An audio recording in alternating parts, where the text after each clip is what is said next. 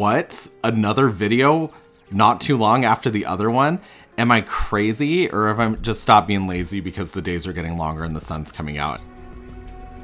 When what gets out?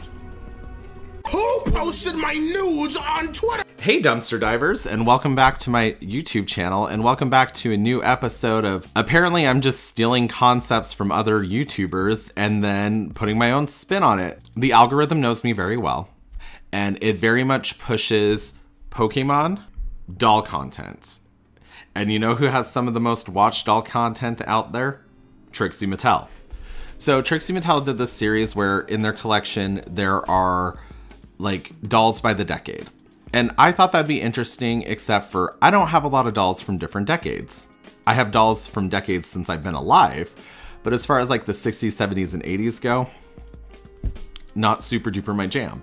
So I thought it would be fun just to like go through everything today for the first decade of Barbie, where we go from 1959 to 1969, and we just talk about dolls in the collection that we want. And I think it would be stupid if we didn't start with the original Ponytail #1, right? So the original 1959 Ponytail #1 doll with the white irises, the one that smells like crayons now, and if you can find her, that's fantastic. And funny enough, Trixie did just get herself a 1959 Ponytail #1 doll.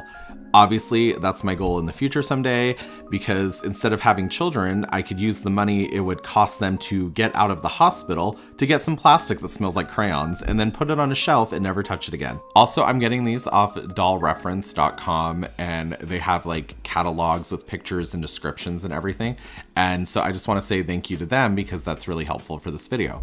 Okay, and then we're gonna jump to 1963, and one of the Barbies I was really into that's like vintage from the 60s is the Barbie Fashion Queen doll. She comes with like a bunch of wigs and everything, and they did a repro of her during the 2009 50th anniversary of Barbie.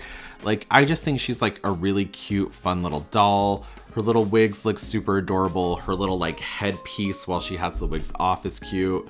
I like her little swimsuit, and she's very much like reminiscent of the first original Barbie with like a striped swimsuit, but then she comes with like a fun gimmick of putting on different hairstyles and wigs and being more customizable, and that makes her fun. And then in 1967 we got the Twist and Turn Barbie, and all of them have like a super sweet little face, and they could do like the twist and turn at the waist thing, just giving them more articulation, making them feel more lifelike and everything. I'm really into their face. I think that's such a pretty vintage face sculpt, and it doesn't look like it's gonna murder you like Ponytail #1. And then of course, if we're talking about 1960s Barbies, we need to talk about all of her fashions and her clothes and everything. And one of my favorites has always been the, according to this website, it says from 1959 to 1964, the Suburban Shopper outfit with like the little straw hat, the blue dress and everything.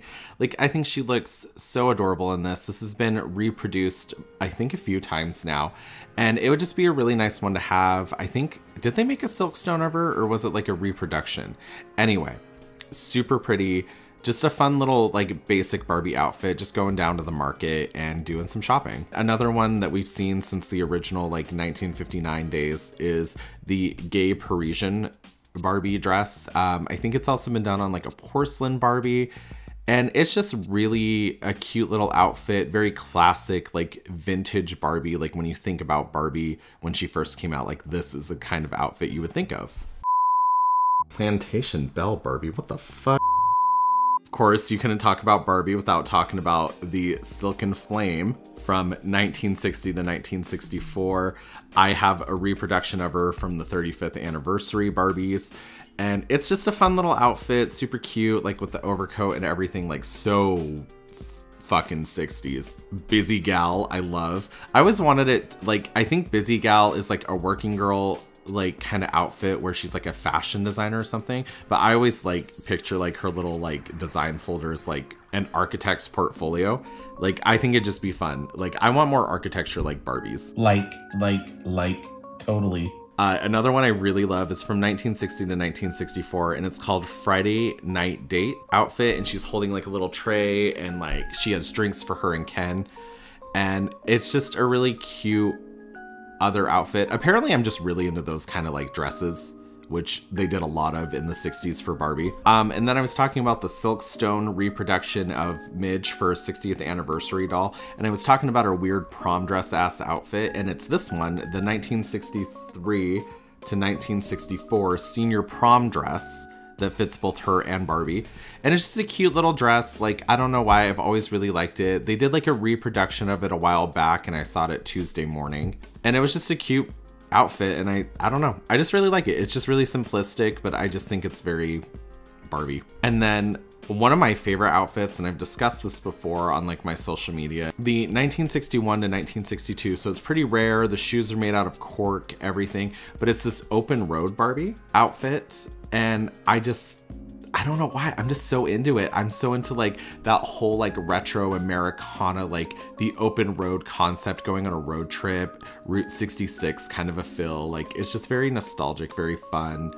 And it takes you to some weird ass parts of the country, like Arizona. And then as far as like Ken dolls go from the 1960s, not my thing. I got the reproduction Silkstone's doll a while back, and he looks like Night of the Living Dummy from Goosebumps, and I'm just not into it. But I do love his little twink Alan. And I've seen like a bunch of Alans, because it looks like he came out from like 1964 to 1966 for the straight leg, and then when they got the bending leg doll, it was like 1965 to 1966. And he can wear all of Ken's clothes and everything, and I just think he looks a lot less creepy than Ken did back in the 60s.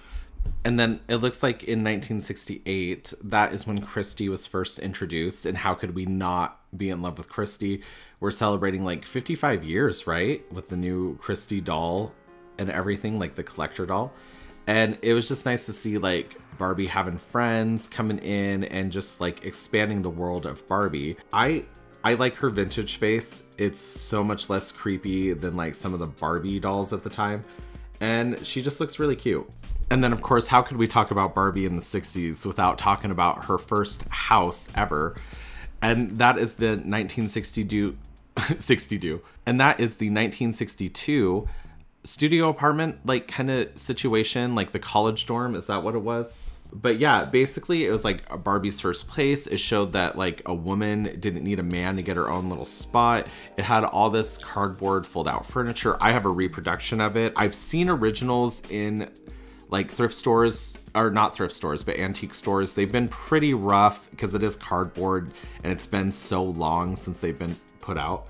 But I think, I don't know, it's just a really good little set. It comes with like a little record player, a bed, a vanity, like an actual closet with hangers. Like, it was just a really good little set, and it gave you like a crafting activity to do. Also guys, I'm so dumb. I completely forgot that I love the 1960 Enchanted Evening Barbie. The one I'm picturing here, she's like the reproduction, but I love this dress. I have her, she's just really pretty, and I don't know, I just like it. It's just so like of the time, and it's just very like Enchanted Evening glamour. And then also, how could I forget Solo in the Spotlight Barbie with the like original 1962 bubble cut Barbie?